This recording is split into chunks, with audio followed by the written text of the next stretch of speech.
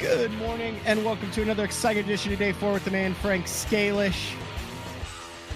We're a minute late, Frank. They caught us chatting. We're a minute late because we were bloviating. We were chatting, and I said, oh, my God. I said, it's 8:32. We were bloviating in the background. It's show number 192. We got a lot going on. That was why our attention was elsewhere. We were talking about the show. We were getting caught up. It had been a week since we'd had a show. The previous week, I don't even remember because I was sick, but I'm back. I'm healthy. We've got a great show today.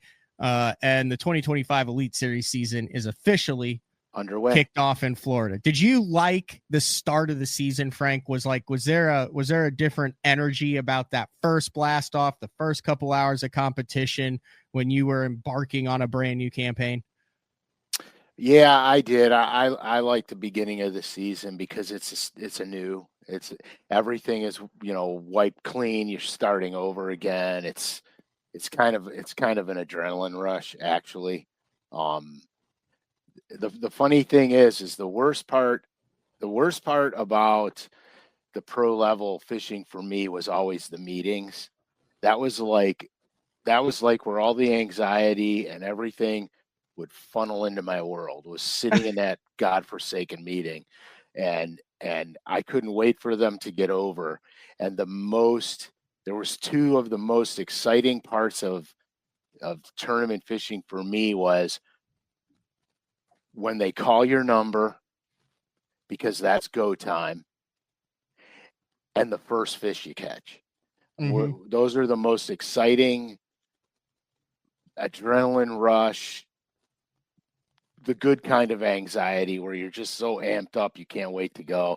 Like, I remember literally running to spots, and the first spot that I would run to, as soon as I shut my boat off and jumped up on the front deck, I would literally be shaking uncontrollably. Even later in the career. To the last event I ever fished. To the very last event.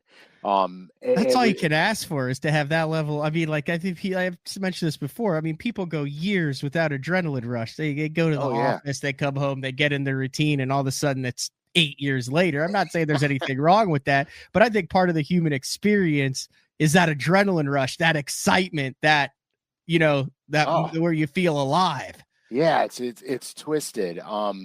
It's really twisted. Like here, Matt, when I came down to see you a couple weeks ago, every single time before we would launch the boat on the lake, that's how I felt.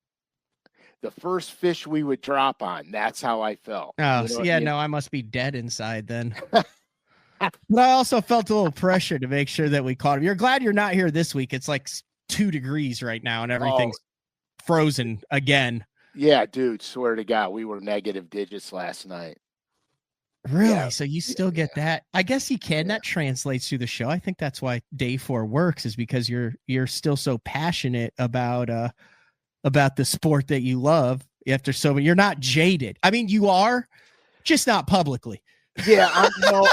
Here, okay. So, all right. So, jaded is a great word because on the Zona show that you pulled up, when he panned to one of my autograph cards in that tackle shop, he said, "Look, dude, look how happy you are. You're laughing and smiling in this picture." And I literally turned to him and go, "Yeah, that's because I wasn't jaded yet." Right. That's an exact quote from that place. But even with the aggravations that come with being a professional bass angler, the adrenaline rush and the excitement is always there. Every time I go fishing, I feel exactly the same way.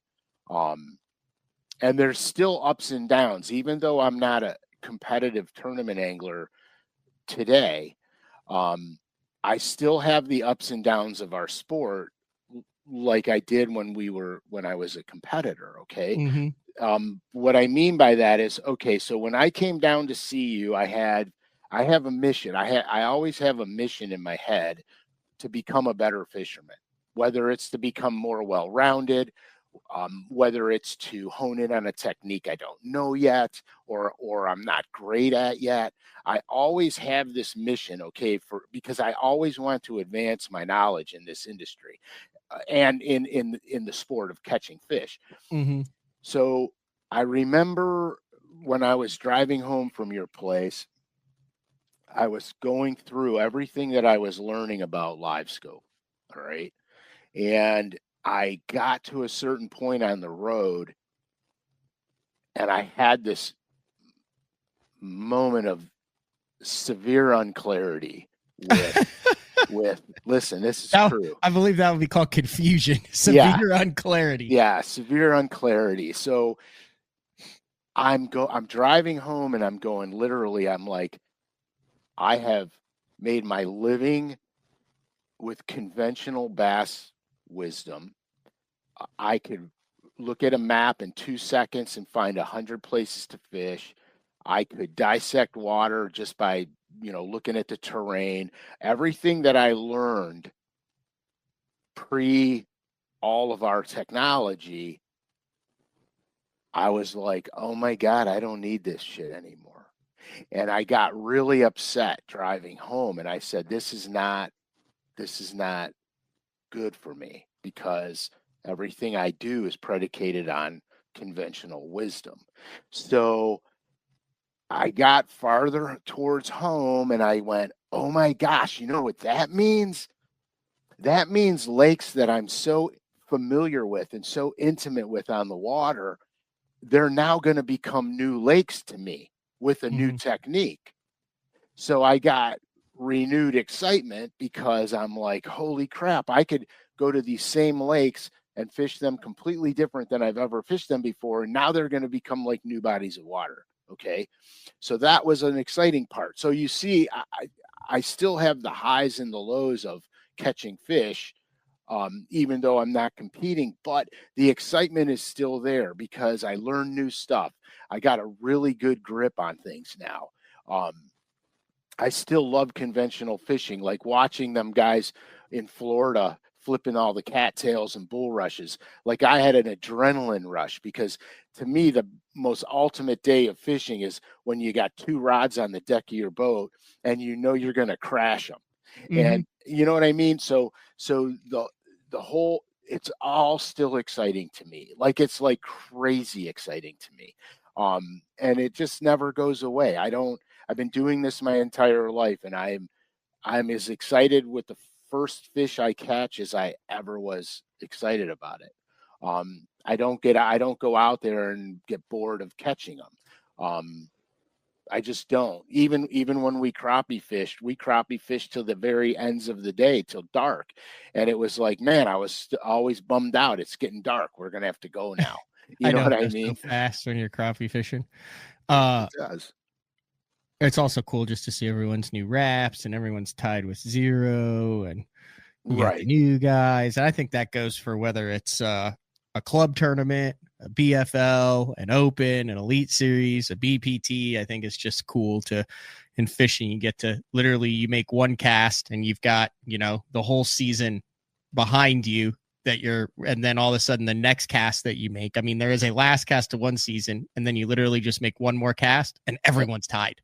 Right. Exactly. Yeah, exactly. It's the last cast of the season. Or in the case of the last Open, you make 10 casts and all of a sudden the first tournament's over.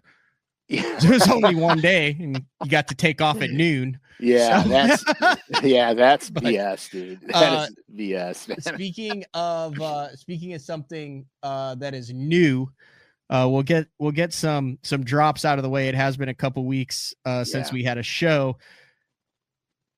They dropped the khaki color.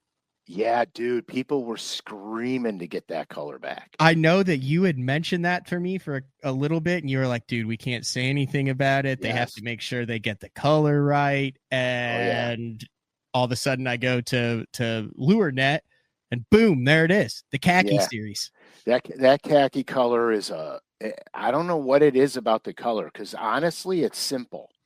It's a real simple color. There's not much to that, but for some reason, that color bangs it. I mean, that color probably in the Bandit series is as good as their Tennessee shad, which is not a traditional Tennessee shad color, by the by. It's more of a yellowish color than green. And their root beer chartreuse and root beer. Remember when root beer first came out in the Bandit 200? Oh my God, dude. Plowed them on it. And then they had the one root beer with the pink belly and one with the orange belly. Yeah. And it was funny because I found that on the pink bellied one, the smallmouth reacted better to it. And on the orange belly, the largemouth reacted better to it. And that's the same thing with this khaki color. For some reason, I don't know what it is about that color. Okay. Well, I think I do. It was obvious to me. So there's the khaki color, right, Frank? Mm-hmm. All right. And then, I mean, this is a fish that is found throughout the area. There's a warmouth. Oh, yeah. Okay. Like I always, so also like Lake Texoma on the dam, like the khaki colored crankbait would catch fish that you didn't even know were there. But right you know those warmouth. I mean, those things are polluted in the Great Lakes, aren't they? Well, those are rock bass. But you know the warmouth that are like a hybrid. They're super aggressive. They'll eat like a full size brush hog. Oh yeah, they'll have it coming out of their gills up in the rocks. But to me, I mean, I think that's a good representation of the warmouth. But you see the color scheme there. Yeah, the orange belly. And then you pull up that root beer. That's very similar to me. Yeah, that's the khaki color. Or the khaki color, I mean. That's very similar. Yeah, it is. It's just bizarre. I mean, it's a good color. It's so simple to paint, too. I have this thing, okay, because I paint baits, I have a tendency to get really detailed in my paint schemes. And when there's a simple color that is so effective, I'm like, yeah, why didn't I just paint it like that? You know what I mean? I could have just made it really easy, but there's nothing easy in my world when it comes to fishing or painting. I seem to make everything more complicated. Yeah, that's a very simple color. But anyway, that's available. Is it like back in the line, or is that a limited run? Do you know? It's probably a limited run if it's backed by popular demand, unless putting something in the catalog, when we say put it in the catalog, that means it's going to be in the forever. Yeah, there it is. Limited edition 1 in 200. Yeah. So it's really hard to get something in the catalog. What are these new bone craw colors too? Yeah, there's some bone craws in there. That's a good color right there. That one right there is a really good. Oh, they painted the bill on that one. Yeah. Yeah. Very nice. Speaking of craws, then, what else caught my eye? It was on the little mini craw, dude. Yeah, that right there. Yeah, the micro Rebel Creek craw. Isn't that badass, dude? It is. Yeah, that's badass. Yeah, I gotta get some of those for my little micro football jigs and stuff. There's a video. I want to play that video and see what that looks like to see if they show it. Hopefully they show it. Yeah, I don't know if they're gonna have. Those are the little Rebel critters.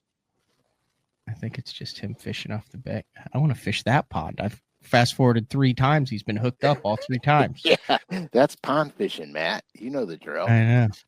That's anyway, so yeah. That's why we used to sneak on the golf courses when I was a kid all the time.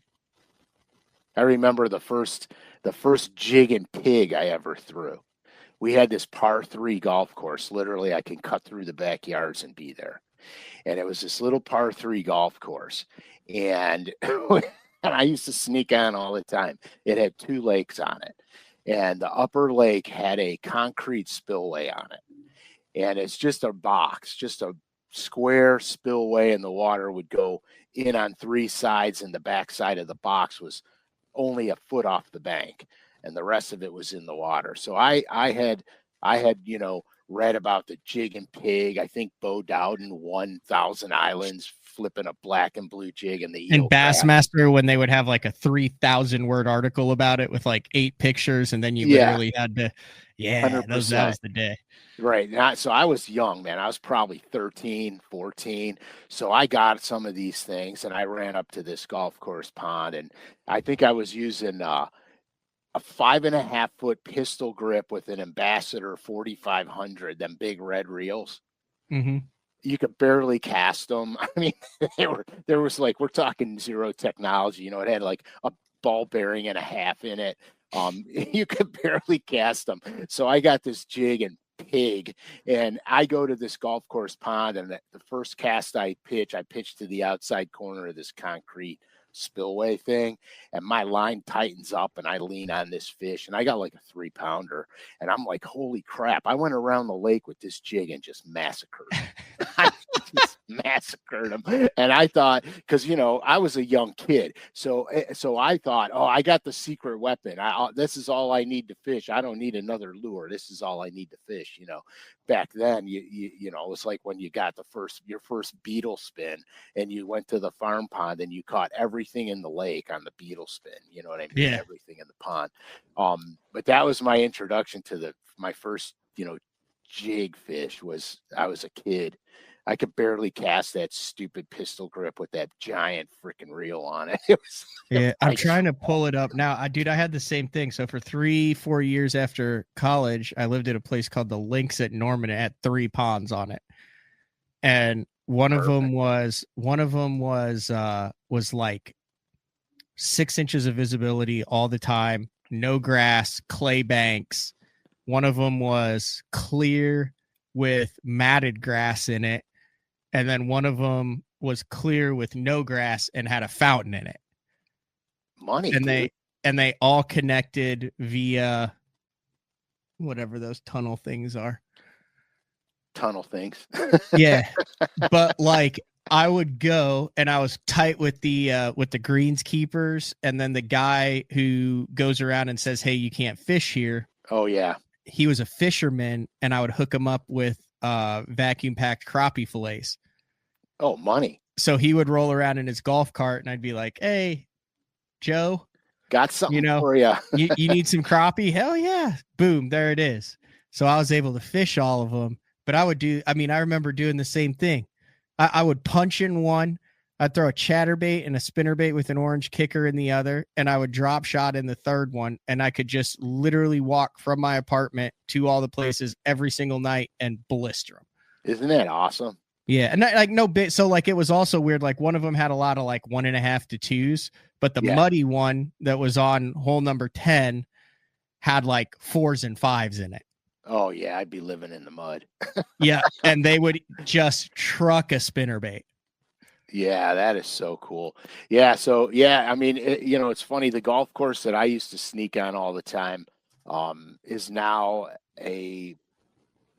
one of them is a housing development, and the other one is office buildings, and there's no water on any of them anymore. They leveled them. That sucks.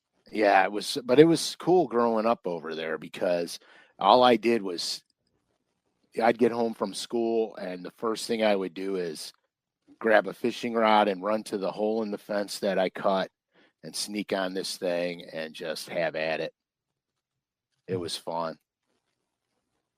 And then like idiots when we were kids, we used to sneak on there at night and then go into the ponds and walk around in the mucky bottoms and pick up all the golf balls we could get, and then clean them all off and then go sell them on the sidewalk in front of the golf course.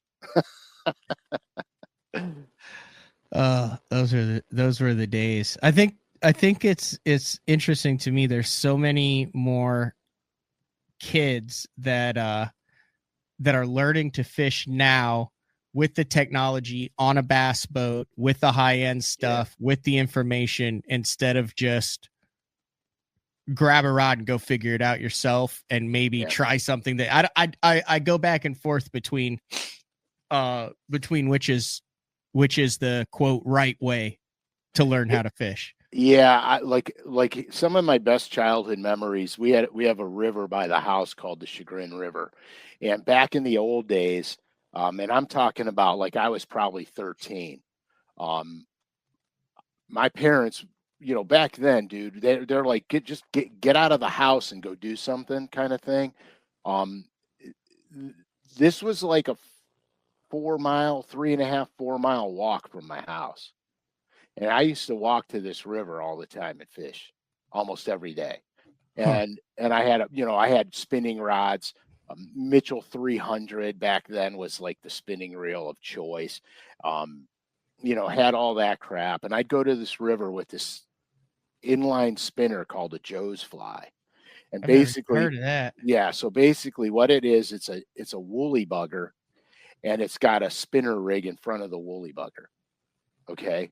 And it's just called a Joe's fly. And I'd go down there and I would swing this Joe's fly in the current seams and catch all these little rainbow trout. Because at the time we had rainbows in this place. And catch all these trout, and I'd catch a bunch of smallmouth, little smallmouths. Every now and then you get a good one, but most of them were, 10 to 12 inches. And then of course rock bass and stuff like that. But I lived in that river. Like, I mean, lived in that river. And then as I got older and got more into fishing and got better gear, better baits, better this, I started really targeting the smallmouth and catching giant smallmouth out of this river. And I fished it my entire life, but it wasn't until that, 16, 17-year-old time where I had the right equipment. And back then we had, Fishing Facts magazine and In Fisherman. Those were the publications. And I used to bring my kids with me all the time to that river and teach them how to fish in the river and everything. You know what? I think we'd all be better off if we just were like, one day we're just like a couple times a year, you just go, you know what? I'm going pond fishing. Yeah. And you get your little fanny pack or a backpack or whatever suits your style, a couple rods, your snake boots, depending on where you live. Right. And, yeah, exactly. And you just go pond fishing. Like there's a dude in Oklahoma that you met at Lucky Lure when you were there. The guy drills them. That land guy. hammer. Yes. Dude, that guy crushes. He I mean, I would love to know his system for identifying and finding the, he'll be behind a hospital one day. He'll be like in a RV park the next day, at a golf course pond the third, and then it's unbelievable. He catches them everywhere he goes. Yeah, that dude was fascinating. Yeah. And he's a pond hopper. Yeah. And dude, like every day. And he's got gargantuan bass. Yeah, I know. Yeah. I mean, he's got gargantuan bass. Here, I found it. You'll find this interesting. So this was like for 3 years. I hope it shows up. Yeah. Okay. So here's the links at Norman, right? Oh, look at that mud hole. Jeez. So this is I wasn't kidding. So no. This was the, so this building right here, I lived in this building.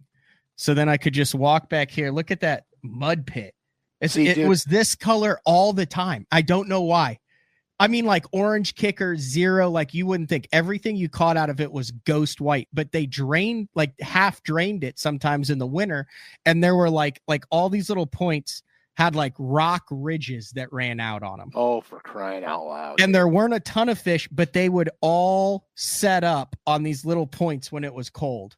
And then they would all spawn in this shallow area and this shallow area over here. And they were all like 3 to 5 pounders. Unbelievable. See, now I'm coming to the conclusion that all your lakes are filthy like that. No, because look, all you have to do is drive over to here. Here's the little pond there's the fountain right there. And it was weird. Sometimes there wouldn't be any because these two were connected by a culvert. Sometimes there wouldn't be any. And sometimes you would catch 20. I mean, you can cast across this thing. Sometimes you'd catch 20. Like this cast, if you stand right here and make this angled cast into this corner with the frog, you would get 2 twitches every single time first cast, and one would just truck it. That's and And then you'd walk over to hole number 3 or 4, I think. It was always such a crappy shot because you this is the tee box up here, and then you either hit a driver down to here, but you bring the water into play, or you hit a 4-iron into this neck of the woods. But then you've got a longer shot into the short green. Anyway, long story short, this one was the one that was absolutely loaded. But if you zoom in, you can kind of see the edges. It had like legit crispy dark green hydrilla in it. Very cool. And you could punch it. So you're at this little golf course pond, and in the winter you could throw a jerkbait out here and murder them suspending. But in the summertime, you could literally boom, punch it through the grass and rock them off of a golf course pond. That's very cool. So within like a 2-minute walk, I've got this, and then this monstrosity. And here's the real kicker, Frank. This one had no fish in it. I never caught one out of this one. That's wild. Yep. Anyway, I hadn't looked at that in years. That was bringing back memories. Dude, I'd play 36 a day, and then at hole 13, I'd have just a couple ice cold beers chilling, and you had to take you would have to take, so like you'd play this hole, right? Yeah. And you'd either tank it into the traffic here or hook it into the parking lot here. Perfect. And then right there is where my apartment was. So then you take your golf cart right here. You go literally right past my apartment. 30 seconds, you run up, grab another couple cold ones, and then boom, you're on to the next one. Yeah, hence the reason you kept putting them in the street. That's why I guess I lived there for 3 years instead of join the home ownership. So full confession, when I was a young kid, I liked golf and I played golf. Yeah. And that ended when I turned about 17. I'm like, I don't ever want to even see a golf club again. Why? I started hunting and fishing and skiing like every free minute I could. And so that's all I did was hunt, fished, and skied. And then that's what I did the rest of my life. I couldn't even, like, if I could pick up a golf club, I could pick up a fishing rod and I'm going fishing. That's what I did. I never fished. I never golfed again. This is the weird part about Oklahoma. You mentioned it. So like, look at this, like, look at the color of that pond. Look at the color of that pond. Yeah. And then look at the color of that pond. And then look at the color of that pond. And then look at the color of that. Like, it doesn't. Yeah. It doesn't make sense to me. They're all, what is that? Muscle Shoals Lake. I don't know. I'm just guessing based on how many peaks there are on these houses that they. Yeah. You're not getting into Muscle Shoals Lake. You're not getting into that. That looks like guest houses. Plus, there's no foliage there, so you're a rifle shot away. Oh yeah, you're totally screwed.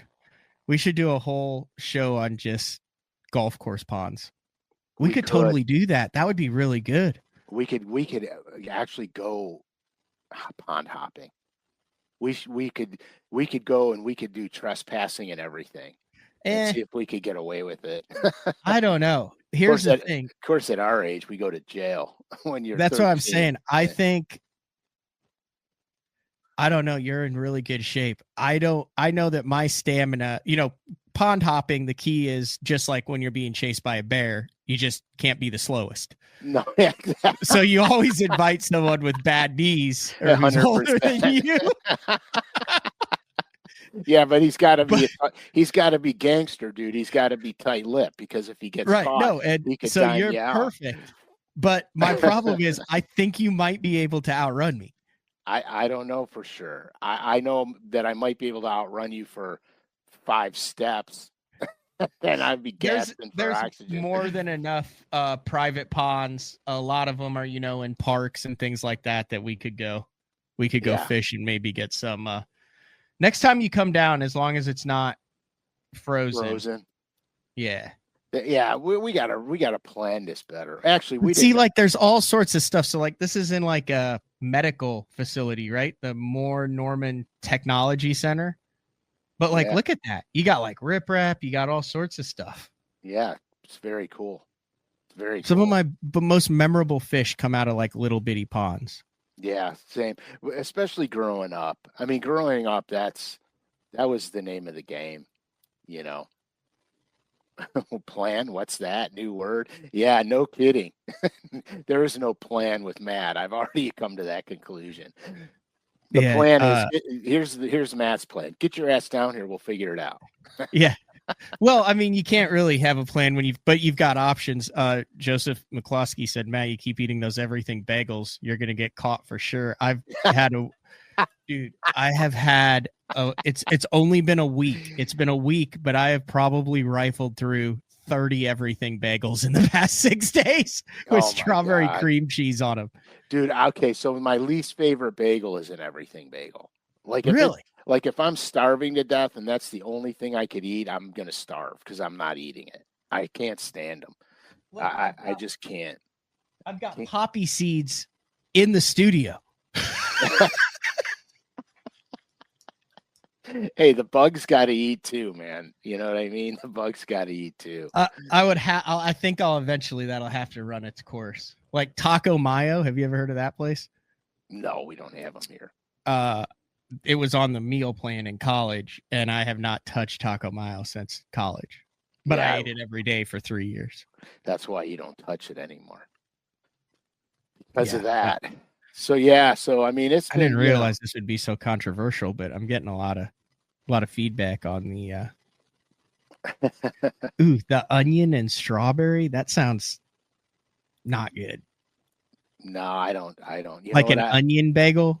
Yeah, I'll do rosemary and olive oil with smoked salmon on it. I'll eat the crap out of that. I feel like someone in this house eats something high end like that. Like someone right now in this castle, I think that might be a helicopter pad, is eating one of those high end bagels with salmon. That's right, smoked salmon and rosemary and olive oil. That's the money. That's the money bagel right there, rosemary and olive oil. You know what's really interesting, and we're just bloviating today talking, is there's a lot going on as far as technology and what you can watch and coverage and everything on it. It is amazing what you can learn now about bass fishing. I'll throw, with what we're doing with the deep dive app on specific shows, being able to screen mirror and show wind and all that. And then you can watch the Elite Series and you can see their screens. You've got guys live streaming. It is amazing, the information. And we want to bitch and moan a lot about the state of bass fishing. But as far as like the information and what's at your fingertips, dude, it's the golden age right now. Oh yeah. There's no question about it. Information it's out there and there's plenty of it. When I paint lures, okay, here's my routine, because you guys know I paint a lot, actually. Probably more than I paint more lures, and this is probably a fact, than any lure company out there. All right. So I just finished the Bass Hall of Fame lures, and they're going in production right now. We solidified it all. So for next year's, the fundraiser for the Bass Hall of Fame. So I got, I did one for Rick Clunn. And I asked him what he wanted, and he wanted a gizzard shad with some type of greenback to it and stuff like that. So I painted Rick's. Yeah, I actually have them here, man. Oh my gosh. Well, yeah, that's much better than me showing the old phone. So this is Rick Clunn's greenback gizzard shad. All right. And you worked with Rick on this? Well, Rick had specifications. I gotcha. And his specification was it has to have a greenback. I don't care what it looks like, it's got to have a greenback. So really, on a topwater? Yeah. So I did it up for him, made it look pretty real. Yeah, that looks really good. Okay, so this is, I'm building a shadow box out of these. And then Roland Martin had a choice between a tilapia and a peacock bass, and I said, please take the peacock bass, and he took the peacock bass. And so there's Roland's peacock bass. Oh my gosh. Oh dude, that's freaking awesome. Like where your signature is on the bottom. Isn't that cool? Yeah. I've never seen a peacock bass topwater like that. Yeah, so I did the peacock, and then Larry Nixon was great because Larry Nixon is so old school. Like we tried to get a hold of him to see what kind of color scheme he kind of wanted, and I believe he was duck hunting. So Okay. we couldn't. So then he said, I like chili bowl. Do a red craw for me and a Norman, which I'm glad because Norman is like my love and addiction is Norman lures. So I did him my version of an updated chili bowl craw. Yeah. I just like it because that's like such a practical color. Like that's totally Larry Nixon. 100%. Where That's it's what like, I give mean. me a crawfish crankbait and a worm. Yeah, 100%, dude. Give me a June bug worm and I want a red craw crankbait. And then Bill Dance wanted a threadfin shad, but threadfin shad's been done, redone, overdone. Yeah. So I had to tweak it out. And he didn't give a crap what it was. He just said, do something called a threadfin shad. So I said, okay. So I did this. So I actually got photographs of real threadfin shad, and depending on the lakes they come from, depends on what they look like. But they all the threadfin had one thing in common. They had this like goldish yellow hue underneath a very defined back color. And so I did that for him, and he loved it. And then the last one was Bobby Murray. And Bobby Murray, I was going to do him a chartreuse perch color because he wanted it's going in a square bill, so he wanted something chartreuse in color.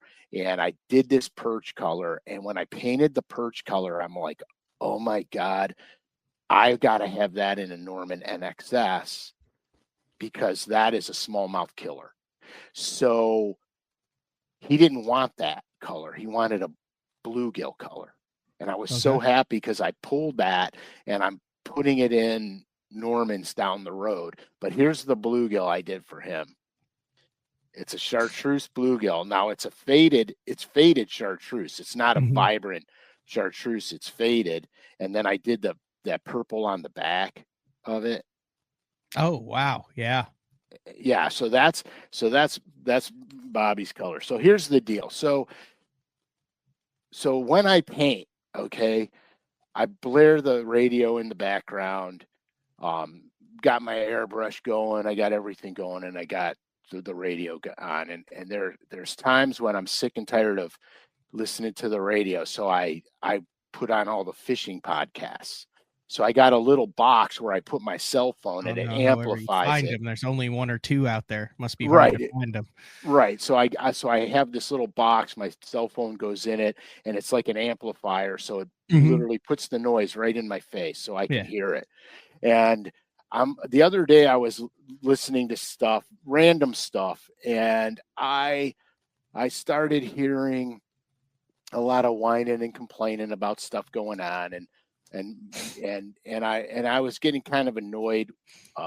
I've been whining and complaining, Frank. It's not necessarily you whining. Oh no, it's me. I've been whining and complaining a little bit. It's the whole industry, dude. So anyway, so I was painting, and I got to thinking, when I started fishing, we had our complaints too.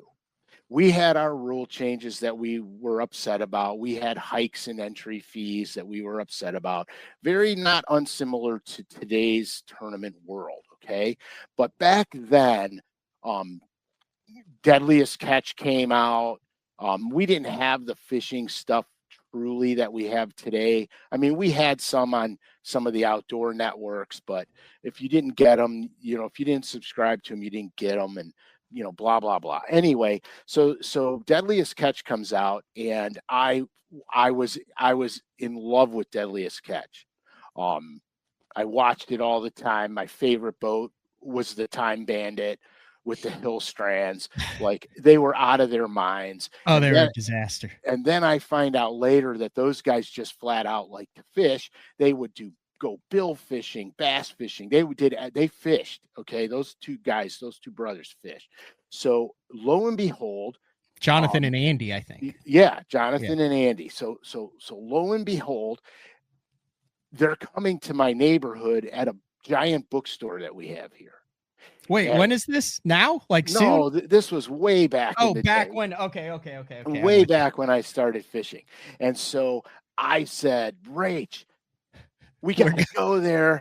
I got to get these guys autographs. Crazed fan. Yeah, I was. I like a lunatic fan. I want to meet them. I want to shake their hand. I want to talk to them. I bass fish. They fish. Crazy, right? So the date comes out when they're going to be here. And I'm like, oh my God, I'm going to be on tour. I'm not even going to be here. And that was the end of it.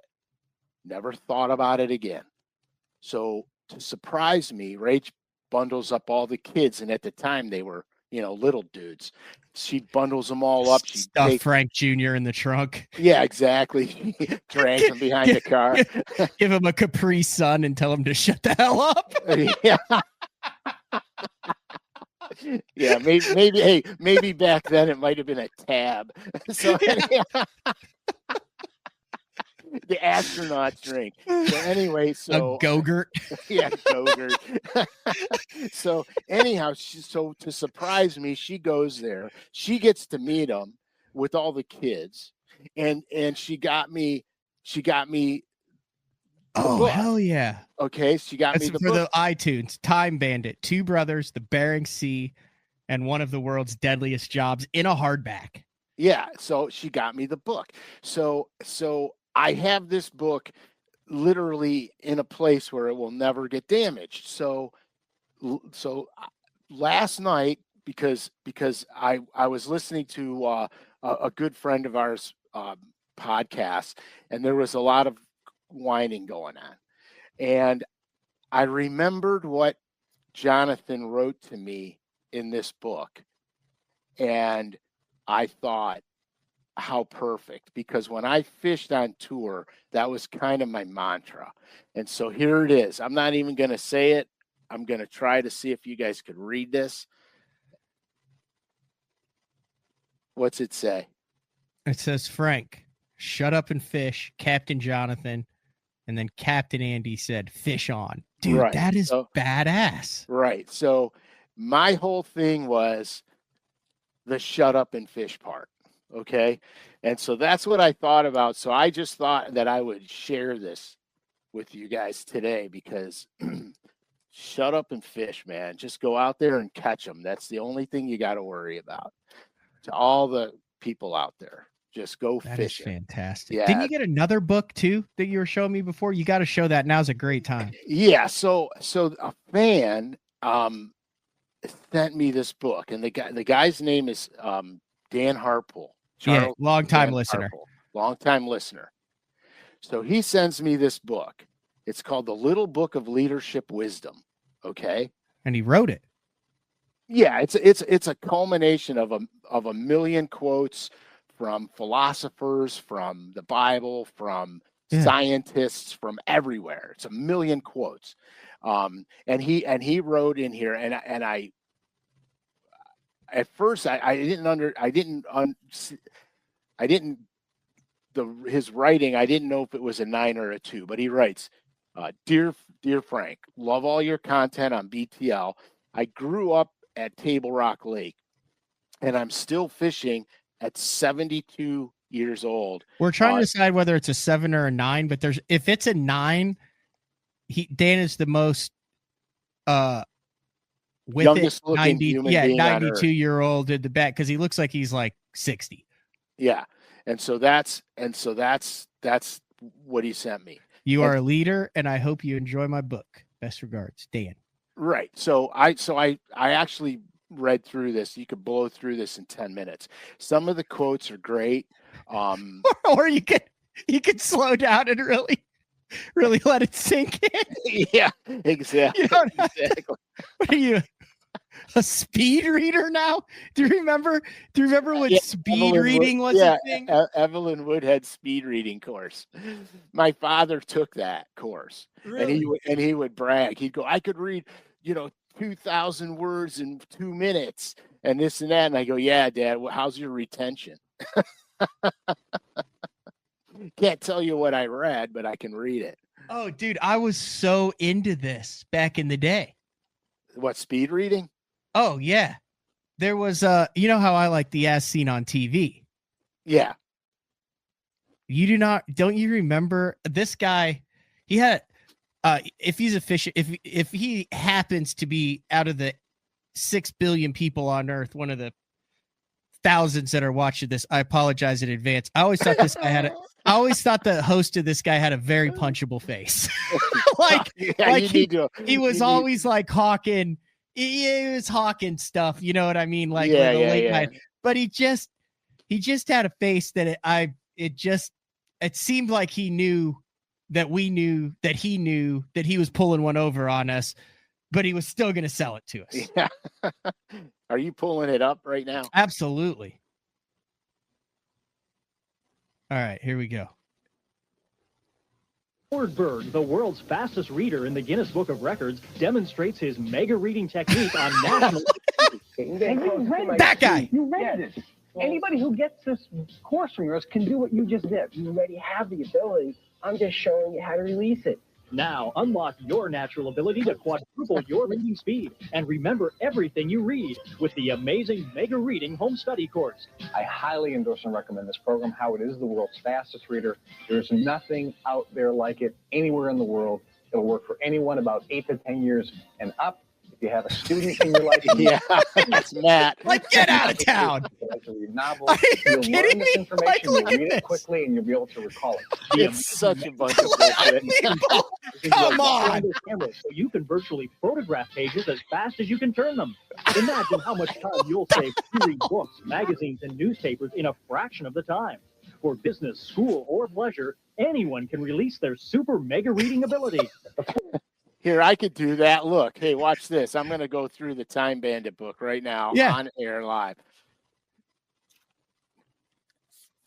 Yeah, I mean, what? And I was all about that. I was like, dude, like that's the deal. That's so funny, man.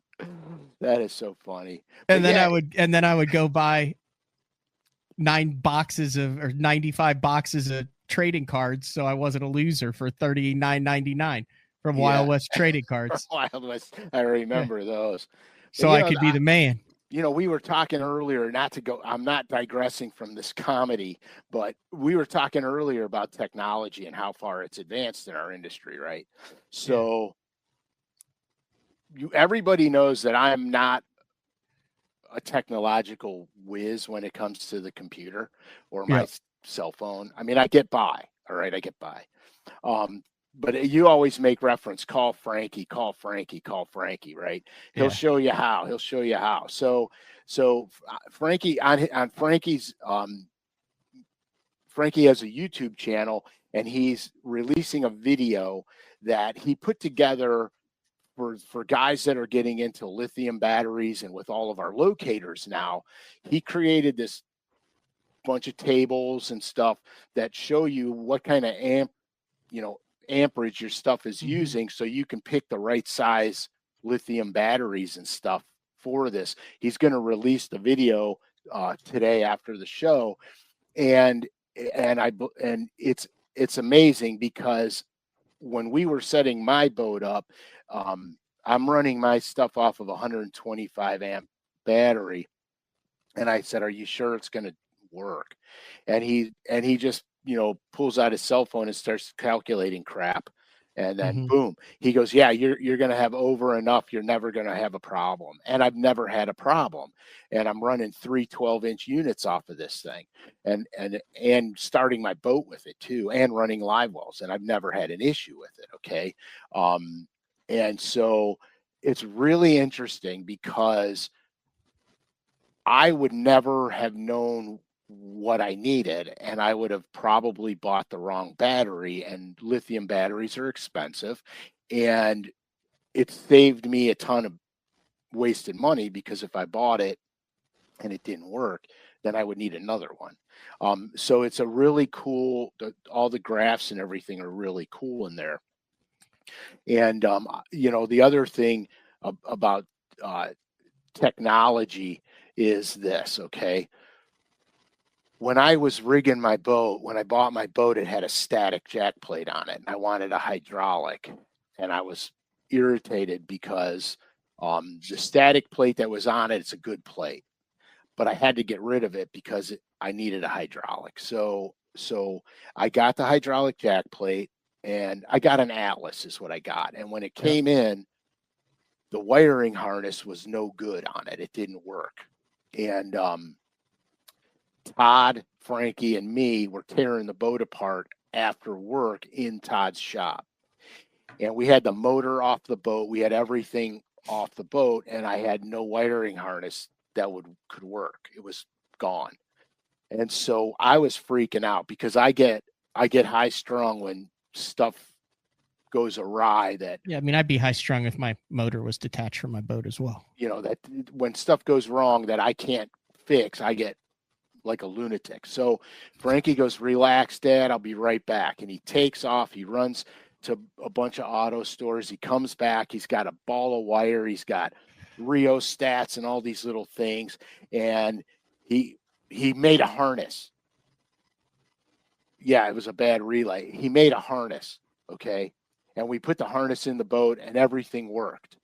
And it's been in my boat ever since. Well, I called Atlas that day, and they sent me another one. They sent me another harness for sure. Mm-hmm. No problems. And so Frankie's harness still works to this day. So I have the original, the new harness still, as a spare now in case something happens. But Did I see you put that thing up for sale?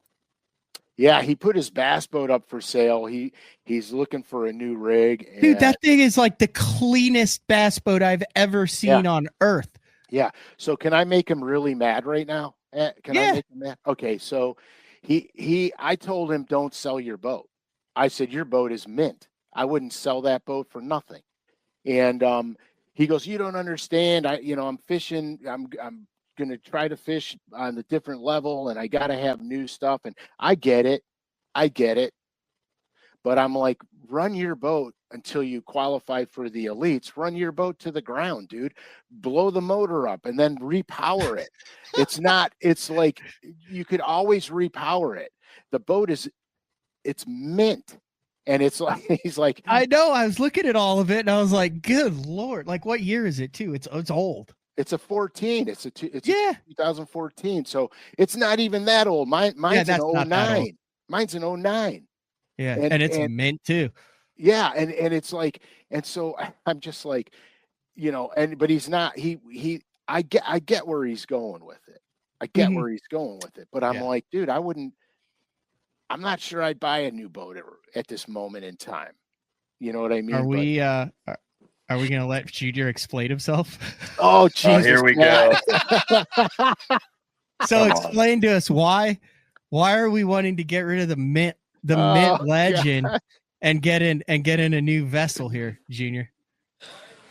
Well, I have aspirations of fishing the opens next year and stuff. So, and I have an opportunity in front of me. My headset's not working. That's cool. That's fine. At this rate, I mean, the way the opens are going this year, you just have to have a boat that can get to about 3.5 days of competition, and you'll be done with the whole season. I know, dude. I know, that was wild. Anyway, that's my personal battle. But what? Talk us through it. Like, you have a vessel for sale right now? Yeah, I have my legend for sale. It's on Facebook right now, and it's at FC Marine. It's on their website too. Fisherman Central here in Ohio. They're trying to help me out. Do you think this will make you a better? Like, do you think you'll catch more fish? No, it won't help me catch more fish. But what it does for me is provide a warranty on everything, and I don't have to worry about anything. And I'll be back into contingency money because up here, the only thing for me to really fish in Ohio is MLF stuff. Well, I mean, there's some decent local trails, but where I live, it's not really ideal. I like the lake. Well, really, to be honest, if you're going to fish Bassmasters, they'll have all the parts for the 2-stroke. for the 4-strokes. Yeah. And I think the 2-stroke parts will be super skimpy. They're getting harder to find, but it kills me selling this boat. It should. I know how much you guys love legends. I feel like, dude, I feel a little bit of like fatherly disappointment from Frank. He's going there. Senior. It's there all day, every day. He's going to the dark side, Matt. Yeah. What are you going with? Well, for you me, gotta go with a Phoenix, right? Yeah. Yep. If you're gonna fish, if you mention contingency money, I mean, like you win a Toyota, you get like $75. You win it with a Phoenix, you get like $180,000. Yeah, pretty much. I'm not serious. Have you ever seen the payouts on it? Like if you show up to a BFL in top 5, like unless you win, you're losing money. And like they are so contingent heavy now, it's ridiculous. Oh, I know. It's so bad. I mean, for me, when I was entertaining this idea of swapping out for a new boat, it really came down to 2 brands. It came down to Icon and Phoenix. I really like what they did with the VLX personally. Your new YouTube channel must be paying good if you're going with the Icon. Please, I haven't even qualified. Just raking in the YouTube. I haven't even qualified for monetization on YouTube. Let's heated live wells, heated and cooled seats. Yeah, surround sound. They need chilled live wells, not heated. So you think, Frank? You think that Junior should ride it out until the time comes when he's fishing a trail where everybody has a 2025 or 2026 or 2027, like the Elite Series or something like that. And then because of his troubleshooting skills, troubleshoots along the way with what comes along with having a decade-old boat. Yeah, because here, look, I mean, I know we go back and forth on this constantly. If he goes through the opens and he fishes well and qualifies for something, he'll always be able to get something. He'll always be able to get somewhat of a boat deal. They're clearly not as good as they were when I came up. That's a fact. But they're also double the price. So I get all that. I just,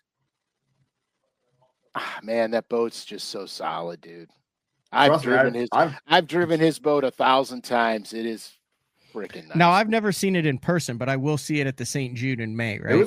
It was at your place in 22. Oh yeah, it was just under the cover the whole time because it was that was dude. We're 1 for 3 on SCALISH in Oklahoma catching fish. Oh, we caught fish, but I mean we had bad weather the whole time. It was pretty awful. Yeah. We railed them, Matt. What are you kidding me? What have you done? No, I meant weather-wise. What have you done to that thing? Like, I mean, you've done everything to it. It's decked the hell out.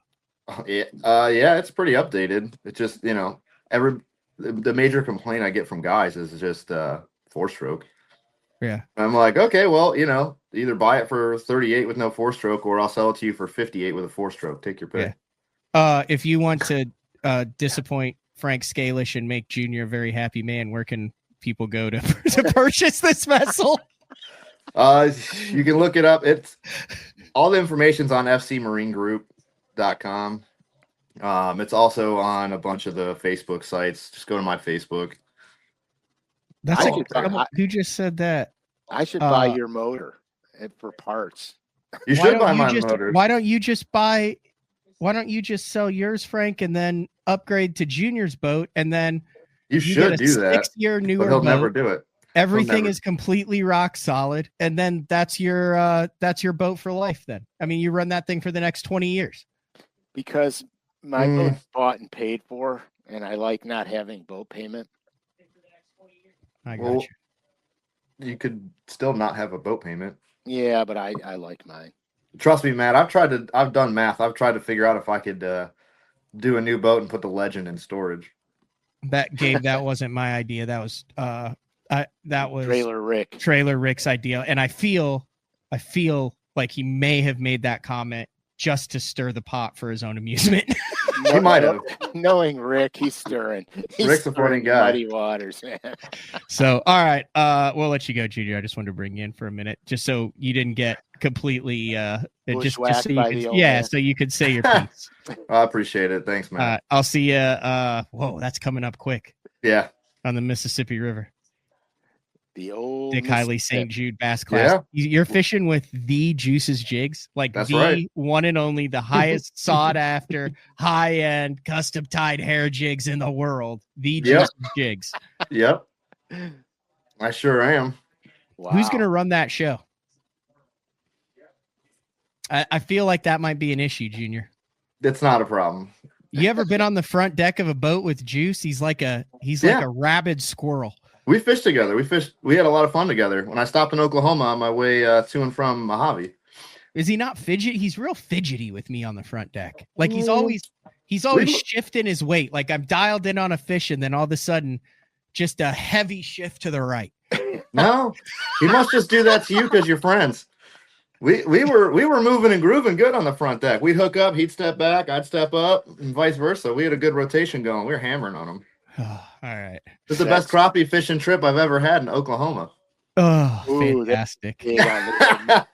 Well, you tried to catch him. At least I took you out. We were legitimately trying to scope him in 3.5 footers, Frank. Oh yeah. No.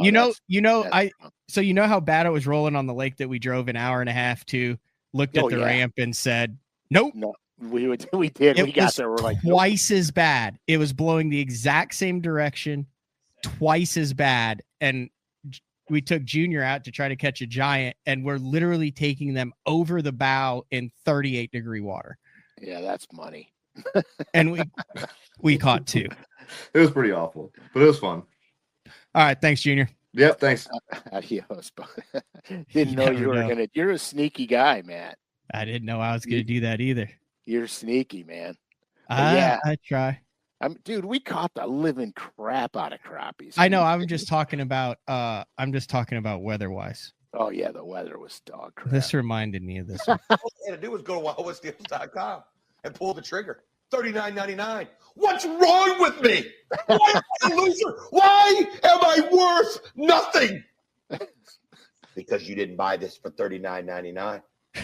But will the chicks dig you if you buy it? Oh, hell away. You put a W there, baby. You're a winner, man. You're the real deal. You're picking up chicks. Hey, something. You buy this set at $39.99, baby. With a cock of the walk, man. You walk into the bar, you find the hottest chick, and you go, you, me. Guess what? This is why would I go out with you? Because I bought the deal on Wild West Deals for $39.99. That's why. Yes. Can I go home with you? That's how simple it is. That's how it works. That's what this set brings to the table. Because you know what she sees? She sees a man who knows what he wants. That never gets old. So I have one request that we got to wrap the show up. I have one request. So I know that Pradco Lure Net, that you guys are really scheduled out when it comes to releases and drops on colors, on special things. Can we do one Frank Scalish, Don West, $39.99 recreation with an upcoming Lure Net drop? Like I would love. We got to get you. We got to get you. And then imagine instead of it saying Wild West Deals, it said, Frank Scalish back here. You've Lure got Net. It, and you're just.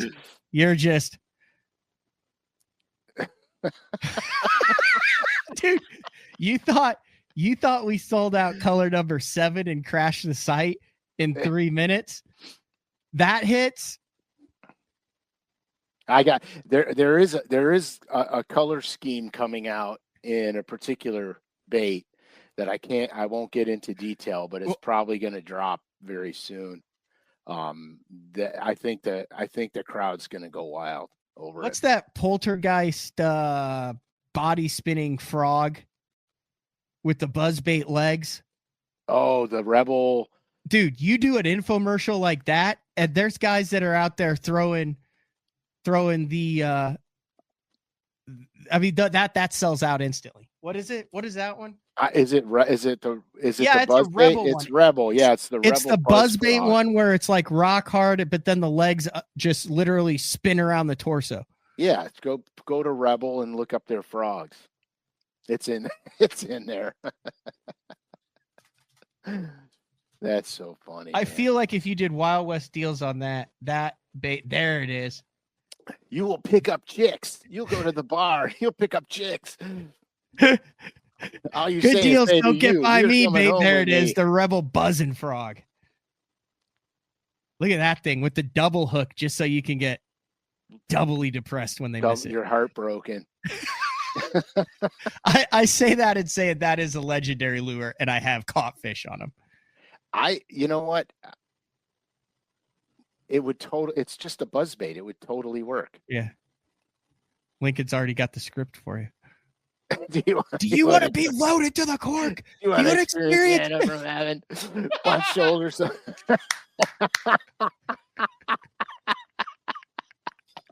That's priceless, dude. Sam's getting in on it. Patrick Mahomes, forget about it. Taylor Swift will hang out with you. Oh my gosh! You know the Kelsey brothers grew up down the street from me. Yeah, yeah. They came over one time selling garbage bags for Heights High School. Really? Yeah. Knocked on the door. Hello, Mr. Scalish. Yeah. We would like to sell you some garbage bags for the high school. Yeah, they were little boys, and then my son Noah winds up, growing up and going to be the football team captain of Heights and the center. Our my goal is for one day for our little podcast here to be as big as theirs. It's only the top 3 in the world. New Heights. Yeah. Yeah. They're pretty funny. They're pretty funny. I've met them when they were boys. I've never met them, never recently, which is wild considering they grew up 2 blocks away. I got you. All right. I'm doing a double show today, so it's like an off day for the invitationals and Bobby the Beast Lane, who won down in Florida. Yeah, God, dude. God, would it be nice just to put that big 8-footer in my hand and go punch them freaking bulrushes? Yeah, I had a Big Show on. Yeah, I saw a couple days ago. Dude, the way he wrestled those 6.5s out. I was talking with that hook he uses is too weird for me. Yeah, no, I couldn't do that. There's no way I couldn't do that. I don't know if he's sponsored by him or not. I don't think he is, but I mean, I obviously works. I mean, I'm not going to argue with him. He's obviously stuck some fish on it. Sure, but true. Yeah, but you also use a hook that I would never be caught dead with. That little weird. Yeah, I know. It's true though. I mean, it's whatever you got confidence in. Yeah, I mean, it's true. It's true. But this will really get you going. So I was talking with Wheeler called me just to get a vibe of the weekend, and he's like, dude, he won one of those rounds down there, and he said he got into this area. He said, and it was calm. And he said he was like, whack, whack, whack. And he said he looked up and those reeds, he said all the reeds that he could see within eyesight were shaking. Oh my God. And they were bass that had moved up and were making beds at the base of them where the hard spots were. Oh my gosh, dude. He said it was just, and he'd look and look and look. And he was so far ahead. He said he pitched to a couple and just cracked him and then was like, oh my God. That's insane. I've actually seen that in my fishing days twice, where all of a sudden I'd see one of the cattails go. You like that? Mm-hmm. He said it was like carp. You know how you'll get the carp up there like in the bushes where everything's shaking, or up in the grass, and then all of a sudden the golden missile flies past and you're like, well, that's disappointing. Right, but except this was bass. Oh my goodness gracious. All right, we're gonna wrap things up with a prediction. Since we've been all over the map today, we'll just bring in another sport. Anthony with a valid question. Okay, yes, hold on before you do your prediction. Okay. We still have to go over the winner of the Pro Rogue FX series colors. Oh, you yeah. and I have to do that. And I think we're going to start the $50 every 2 weeks, $50 gift card giveaway. And I'll have the details ironed out by Thursday. Fantastic. So, yeah, we're back live on the 27th. Yeah, and I think we're going to do it, I'm thinking a year. The whole season. Sweet. We're going to do it. Yeah. Sweet. All right, who you got tonight? Who you got tonight, and what's the score? USA versus Canada. I'm going with the hometown homies. And I'm going to say the score will be 3-2. late goal, or does the U.S. hold on? That I don't know. It's a game of the century tonight. It went from a exhibition 4 nations deal to like everyone's watching it. Like it is the game. It is the biggest hockey game that I can remember in the past 25 years. Yeah, it's so cool. I think it's so cool. I have a love affair with Canada just because of the wilderness and going so up do there. I as love a going kid. to Canada. I think it's a beautiful place. And I think the rivalry is pretty badass. Yeah. Actually, it's pretty fun rivalry since we're neighbors. Yep. I mean, God, I would love to see I want to see it go down. I either want to see a U.S. blowout or it go down to just one of those nail biters. That'd be cool. Yeah, it's going to be a good game. Jeff says Canada gets a late goal to lose 42-1. It's one of the top 3. I mean, Canada has one of the top 3 teams ever assembled. You got Cale Makar, who's back. I mean, you got like 3 of the fastest skaters in the world. You put Crosby and McDavid, McKinnon, Makar all on the same power play. As long as it doesn't turn out to be slap shot in the first 9 minutes. I don't think it will. Yeah, I mean that was kind of funny, really. I mean it's not funny. It set the tone. Yeah, it's not funny, but it is funny because if those people ever watched Slapshot back in the day, I mean that's what it reminded me of. Just drop the gloves and start pounding your faces in. All right, Frank. Next week we've got a lot to cover. We'll have the details on that. We will have the details for sure with banners ironed out on where and when we will be at the Pradco booth at the Bassmaster Classic on March 22nd and March 23rd. That's the Saturday and the Sunday in Fort Worth. Yes. And are you doing a deep dive next week?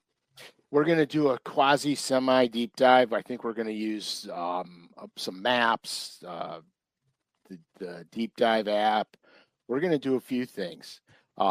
It's all going to be predicated on the video release. I shot a couple videos yesterday. It's all going to be predicated on the video release because I don't want to do this prior to the video coming out. Okay. Yeah, we'll play it by ear then. Yeah, but I'm pretty sure we're going to make it. Shout out to Junior for jumping on. Yeah, sorry, bro. I just sent him the link. Listen, new boats kick ass. I mean, there's no denying the fact. And there's no denying it. It's almost like a truck. There's 2 ways to do it, I think. I think you're either turning it over and getting in a new boat every year, every couple years, or you get your boat and that's your baby until the thing doesn't float anymore. Yeah, I agree. I mean, there's a certain amount of excitement in a new boat. I went to Fisherman Central, climbed up in it, sat in it, you know how it is, walked around on the front deck, opened all the compartments, and when you open up the compartments on a new boat and you get that new boat top smell, 3 smell, right? 100%. And so it's like, oh man, you know what I mean? I'm like, because next year I'm gonna do some gel coat work on my boat, recarpet the thing. I'm gonna do the renovations on it to make it brand that'd be a new. great down payment on Frankie's. Yeah, I'm not going down that road. Your boat's not comfortable with it. It's efficient. It does what you like. When I bought it, I said I'm keeping it. Yeah, it's gonna be my boat forever. And I fished out of it. It's fantastic. So, you take like every time I get that bass cat and I open up the rod box, it's like it smells different than the rest. It's got it's like a mixture of the fiberglass and the carpet. Yeah. Yeah, and then there's like still a little bit of smell of hope because it's the beginning of the year. That smell of hope. I hate it when your hopes are dashed. Yeah. Like later in the year, you open up the rod box and you just see like the 3 things that you had tied on that you were sure you were going to top 10 on. That you know what I mean? And then you're like, like what I've started to do after taking tournaments is I just make sure I cut everything off. So like when I open up the rod box the next time and I'm having a good day, I don't see like the lure that, or, you know, the 7 things that I had tied on that I caught 3 12-inchers on. That's so funny. Because I started going through all my tackle. I went through all my soft plastics and I redid all of them because I'm carrying way too much stuff now. I don't need all this crap. Mm-hmm. And with the advent of the jig and minnow, I'm actually going to add stuff to the boat. You follow me? So I went through and I weeded out all my soft plastic colors that work on one lake, but maybe that's the only lake they'll work on. I got rid of them all, pared it all down. I did really good. Then I get to my crankbait boxes. And then I start losing my mind because I've got my Norman boxes, which are separated with NXSs and DD22s, and then, you know, Fat Boys middle ends and deep little ends. And then I've got the duplicate boxes of all my hand painted colors. So I'm looking at this stuff going, oh my God, I'm carrying more crankbaits than Bass Pro Shops in my boat.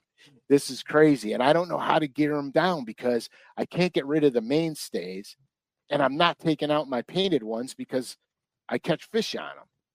So now I'm like, I'm not shrinking my. Don't worry about it. Just keep it organized and carry it all with you if you want to. I do. I mean, it's not like you need an extra 2 miles an hour out of it. I mean, it's nice to go fast, but if you know, it's not like someone's gonna. No, it's loaded. My boat's loaded with tackle. Yeah, too much tackle. All right, lots of stuff going on in the fishing world, tournament wise. Elite Series Invitational starts tomorrow, but we will be back next Thursday. Same place, same time. I enjoyed that show, Frank. We needed to catch up. We hadn't caught up in a while. So it's been a long time. All right, we're going to wrap it up, and then we'll fire up the OG BTL and talk to Bobby Lane. So thanks, Frank. This has been another edition of BTL. Say hi to Bobby. SCALISH. We'll see you next week. Adios. Later.